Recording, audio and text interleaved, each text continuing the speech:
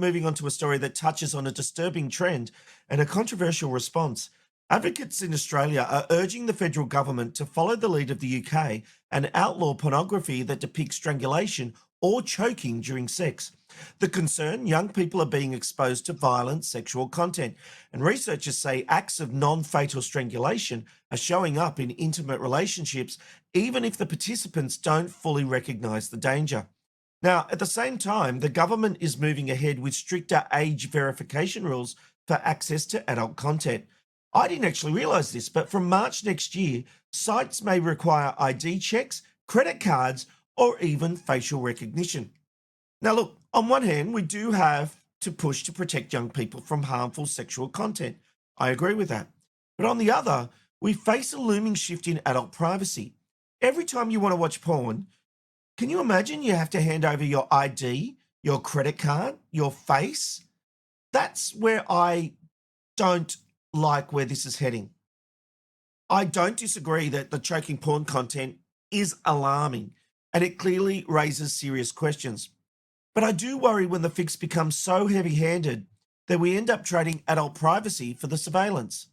Now, what I also find interesting is that the under 16 social media ban, which is coming in December 10, it forbids companies from using ID and credit cards to verify identity. So why can't porn sites do the same thing? The Safety Commissioner keeps telling us that these companies know straight away how old you are. They can tell.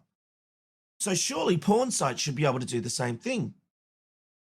This idea that you have to hand over credit card information, ID to porn sites, it is it's censorship and it's an invasion of privacy. You just know that the government's going to be able to get hold of the information and find out what you're looking at. It is beyond ridiculous. And it's not what this country is about. Yes, I know we leave digital footprints everywhere. I get that. I understand that. But we still have the right to feel like the government isn't watching us if we're going to these sites. If they're illegal, shut them down.